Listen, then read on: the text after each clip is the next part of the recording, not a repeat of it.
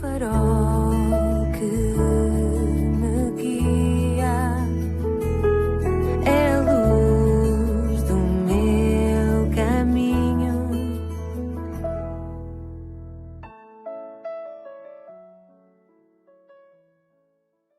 Bem-vindo à 230ª edição do programa Pedindo Luz. O tema hoje é Dá que Pensar. Hoje quero que penses em algo que provavelmente nunca pensaste seriamente e que pode fazer a diferença na tua vida, fazendo com que esta tenha um desfecho totalmente diferente, indubitavelmente para muito melhor, que é o que bem no fundo certamente tu desejarás. Todas as pessoas têm um certo conhecimento do bem e do mal. Todas dizem que determinada coisa é boa e determinada coisa má. Mas talvez não existam duas pessoas que possuam exatamente o mesmo padrão do que é bom e do que é mau. Sabes o que as pessoas tendem a fazer a este respeito? Irás certamente concordar comigo. O que as pessoas fazem é estabelecer um determinado padrão de bem que as possa incluir a elas próprias e um determinado padrão de mal que as exclua e inclua outras. Por exemplo, o alcoólatra acha que não há mal nenhum em beber, mas pode considerar ser um grande pecado roubar. O ambicioso, que passa a vida a praticar fraudes, desfalques no mundo dos negócios, procura justificar-se com o pensamento de que é necessário e normal agir assim na atividade comercial e empresarial e diz logo a seguir que ele não se embebeda, nem pragueja, nem blasfema como os outros fazem. A Bíblia diz pela pena do profeta Isaías, no capítulo 45, versículo 21, anunciai e chegai-vos e tomai conselho todos juntos. Quem fez ouvir isto desde a antiguidade? Quem desde então o anunciou? Porventura não sou eu, o Senhor? E não há outro Deus senão eu, Deus justo e salvador, não há fora de mim. Deus declara-se, nota bem, justo e salvador.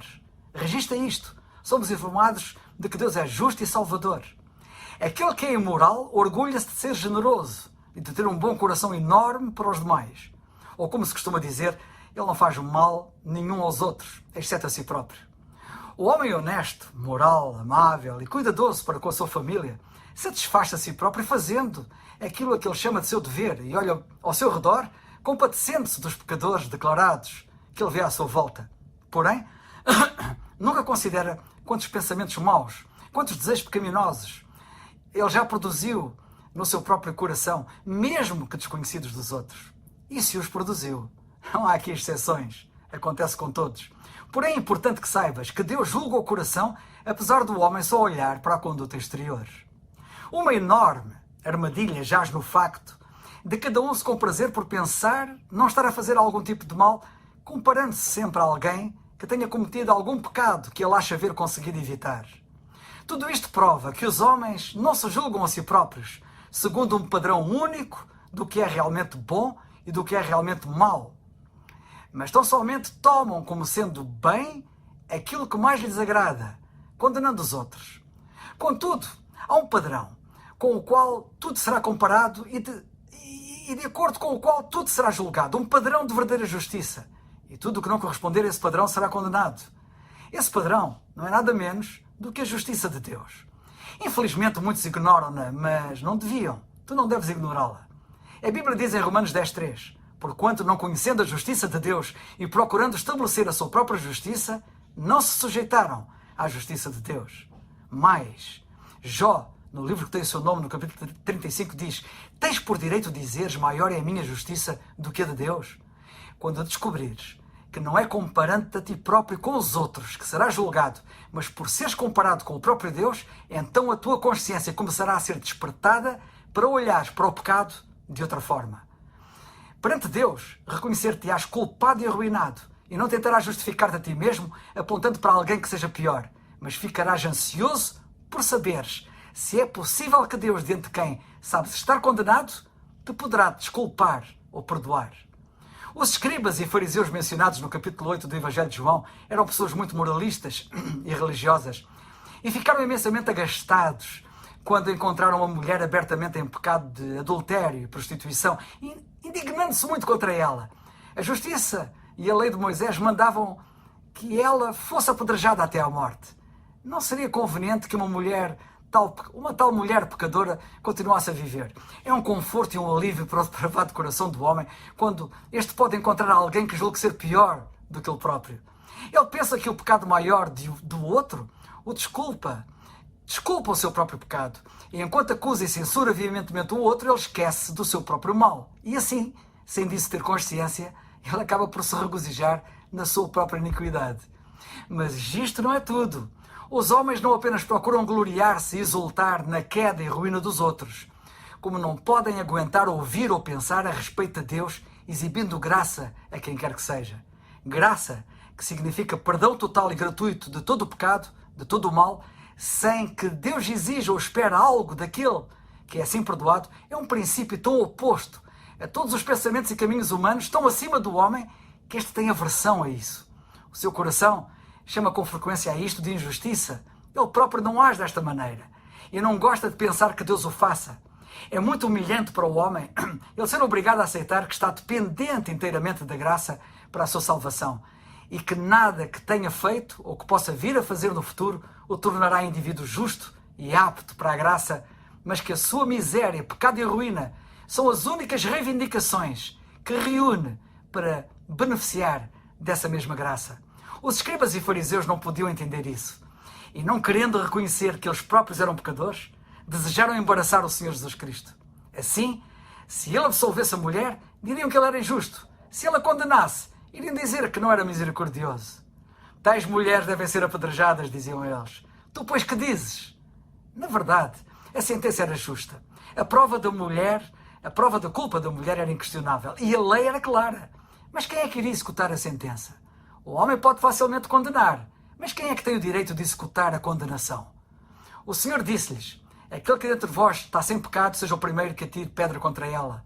Quando ouviram isto, saíram um a um. Lemos na Bíblia. Quem poderia dizer de si mesmo: estou sem pecado? E se nenhum deles podia dizer: eu estou sem pecado, e nenhum podia, todos eles, sem exceção, estavam sob a mesma sentença da mulher, que é a morte, pois a Bíblia diz que o salário do pecado é a morte, em Romanos 6. Que situação insólita é esta! Vermos a acusada e os seus acusadores envolvidos na mesma ruína, todos culpados. Não dizem mais: a tal seja apedrejada, mas todos ficam convencidos de que deveriam ser todos apedrejados. E assim, do mais velho ao mais jovem, todos se retiraram, diz a Bíblia. Já pensaste nisto? Que tu e todo o mundo são culpados perante Deus? Não interessa a quantidade de pecado que possuas no padrão de medida dos homens. Podes dizer que estás sem pecado diante de Deus? Se não podes, e não podes, então a morte é a tua sentença. A Bíblia diz que a alma que pecar, essa morrerá, no livro de Ezequiel. E nesta triste condição, nesta triste realidade, o que tens feito tu? Talvez o mesmo que os escribas e fariseus fizeram quando foram convencidos pelas suas próprias consciências, saindo da presença do único que poderia pronunciar o perdão tão necessário. Não é isso que provavelmente tens feito até agora? Anteriormente, Adão no jardim do Éden havia feito o mesmo. Ele escondeu-se de Deus quando reconheceu que era culpado e afastou-se do seu único amigo, justamente quando mais precisava da sua ajuda. E ainda é assim. O homem tem medo do único que está pronto para verdadeiramente o perdoar e salvar. Não receies o Senhor Jesus Cristo. Afinal, Ele é o único que te pode salvar. Tu podes te persuadir a ti próprio de que não és tão mau assim. Podes encontrar outros abertamente piores. Mas és, apesar de tudo, um pecador. A tua própria consciência diz-te que não podes considerar-te completamente sem pecado. Mas mais, qual é a opinião que Deus tem a teu respeito? Ele não diz que todos, em todo o mundo, todos pecaram. É isso que lemos na Bíblia, sublinhando ele que não há um justo nenhum sequer. Bem, então a morte é a sentença. Deus não pode mentir. É a sentença que Ele te vai dar, que Ele te dá. E Ele é justo. Não é isso que lemos na Bíblia? Mas se lêssemos apenas isto, que Deus é justo, não haveria esperança. Porém, a Bíblia diz que Ele é um Deus justo e salvador. E aqui surge um rei de esperança. Ele condenou e Ele também tem o poder para executar. A única questão que permanece é: e Ele pode perdoar? Ele pode salvar? Na Bíblia lemos: ficou só Jesus e a mulher que estava no meio. Ela estava em pé diante do único que podia dizer de si próprio: eu estou sem pecado, e que poderia, portanto, atirar a pedra. Ela estava só com aquele que ela reconhecia como Senhor e como juiz. E qual seria a sentença que ele lhe daria? Que momento de intensa ansiedade deve ter sido aquele momento para ela, como as coisas que a cercavam devem ter desabado sobre os seus pés. Ela estava a sós com aquele que tinha o poder da vida e da morte. O que queria ele dizer? Os homens não ousaram atirar a pedra. Agora, ele, que é Deus, o que iria ele fazer? Nem eu também te condeno. Vai-te e não peques mais, disse-lhe o Senhor. Esta continua a ser a mensagem graciosa para o pecador arruinado, pronunciada pelo próprio juiz. Mas ela é pronunciada apenas para o pecador que se considera arruinado, convicto, de que permanece conscientemente culpado perante o juiz. Os justos fariseus, entre aspas, não ouviram, pois tinham-se retirado. Hoje ainda é assim. Se tu desejas ter o completo e gratuito perdão de Deus, tens que ocupar primeiramente o teu lugar como pecador culpado. Ficares a sós com o Senhor Jesus Cristo, consciente da tua pecaminosidade e da tua condenação. Tu, que agora estás diante de Deus, com a consciência dos teus pecados, que te condenam, crê no Senhor Jesus Cristo como teu Salvador. Ele também não te quer condenar. Nota o que diz a Bíblia em João 3, 17 e 18. Porque Deus enviou o seu Filho ao mundo, não para que condenasse o mundo, mas para que o mundo fosse salvo por ele. Quem crê nele não é condenado, mas quem não crê já está condenado, porquanto não crê no nome do unigênito Filho de Deus.